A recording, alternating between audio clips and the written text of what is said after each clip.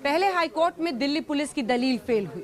कैसे हुई ये समझिए। नताशा नरवाल, दिवांगना और आसिफ इकबाल पर यूएपीए एक्ट लगाया गया था, लेकिन हाईकोर्ट ने कह दिया कि विरोध प्रदर्शन में शामिल होना कोई आतंकी गतिविधि नहीं है।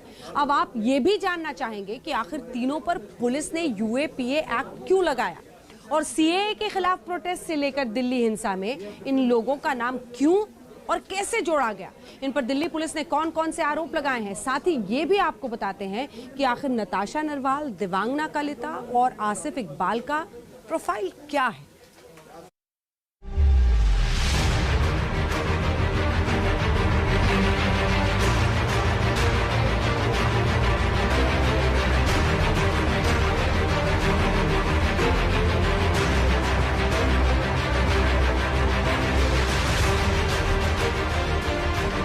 दिल्ली हाईकोर्ट ने नताशा, दिवांगना और आसिफ को जमानत देते हुए कहा कि हथियारों के बिना प्रदर्शन करना मूल अधिकार है, कोई आतंकवादी गतिविधि नहीं। ऐसे कोर्ट ने क्यों कहा?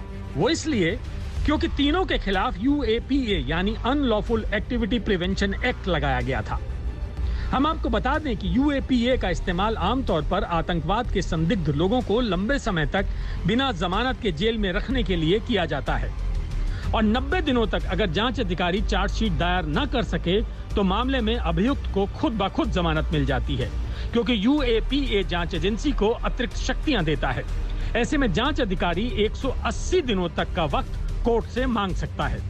कोर्ट ने यह भी कहा कि एक बार को हम मान भी लें कि छात्राओं ने संविधान के तहत मिले अधिकारों की सीमा लांघी, तब भी वो आतंक गतिविधि या साजिश या आतंकी गतिविधि की साजिश रचे जाने के बराबर नहीं है। तो चलिए अब तीनों स्टूडेंट्स एक्टिविस्ट का पूरा बायोडेटा बताते हैं। नताशा नरवाल जेएनयू से एमफिल पीएचडी की पढ़ाई कर रही हैं। ग्रेजुएशन और पोस्ट ग्रेजुएशन दिल्ली यूनिवर्सिटी के हिंदू कॉलेज से पूरा किया। दिवांगना कलिता जेएनयू से एमफिल पीएचडी कर रही हैं। मिरांडा हाउस कॉलेज से इंग्लिश में बीए ऑनर्स किया था। मास्टर्स की डिग्री यूके की एक यूनिवर्सिटी से ली है। नताशा नरवाल और दिवांगना कलिता पिंजरा तोड़ संगठन की संस्थापक सदस्यों में शामिल हैं। पिंजरा तोड़ दिल्ली के कॉलेज की छात्राओं का एक ग्रुप है जो लड़कियों के प्रति सामाजिक गैर बराबरी के खिलाफ आवाज उठाता रहा है। इसकी शुरुआत 2015 में कैंपस में लड़कियों के साथ होने वाले भेदभाव का विरोध करने से हुई थी। आसिफ इकबाल जामिया मिलिया इस्लामिया से बीए ऑनर्स पर्शियन की पढ़ाई कर रहा है। ये तीनों ही साल 2020 में दिल्ली में नागरिकता संशोधन कानून के खिलाफ हुए विरोध प्रदर्शनों में मुखर रहे थे। इन्हीं प्रदर्शनों के बाद हुए दिल्ली दंगों से जुड़े मामलों में इन तीनों को अभियुक्त बनाया गया है। नताशा और दिवांगना को 23 मई 2020 को एफआईआर 48 के तहत गिरफ्तार किया गया था।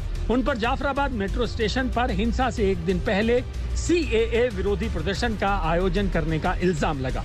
दिल्ली पुलिस ने अपनी चार्जशीट में कहा कि दोनों ही लड़कियां दिल्ली दंगों की साजिश रचने में शामिल हैं। इस मामले में एक व्हाट्सएप मैसेज को आधार बनाया गया, जिसका शीर्षक है दंगे के हालात में घर की औरतें क्या करें। आसिफ को 17 मई 2020 को जामिया नगर थाने में 16 दिसंबर 2019 को दर्ज कराई गई एफआईआर 298 में गिरफ्तार किया गया। ये मामला 15 दिसंबर 2019 को जामिया विश्वविद्यालय इलाके में पुलिस और सीएए के खिलाफ प्रदर्शन कर रहे लोगों के बीच हुई झड़प से जुड़ा था। नताशा नरवाल और दिवांगना पर 23 से ज्यादा आरोप हैं, जिसमें हत्या, राजद्रोह भी शामिल है। बाद में इसमें आर्म्स एक्ट और गैर कानूनी गतिविधियों की रोकथाम से संबंधित कानून यूएपीए के प्रावधान भी जोड़ दिए गए, जबकि आसिफ को दंगों से जुड़े कई मामलों में आरोपी बनाया गया। आर्म्स एक्ट और गैर कानूनी गतिविधियों की रोकथाम से संबंधित कानून यूएपीए के प्रावधान भी जोड़ दिए गए। आज तक ब्यूरो। पिंजरा तोड़ गर्ल्स वर्सेस दिल्ली पुलिस, ये पूरी रिपोर्ट आपने देख ली। गाजियाबाद बुजुर्ग पटाई कांड में अब तक कितनी गिरफ्तारी और ट्विटर पर क्या हुआ एक्शन, दिखाएंगे ब्रेक के बाद। देखते रहिए स्पेशल रिपोर्ट। प्रमोशन जलन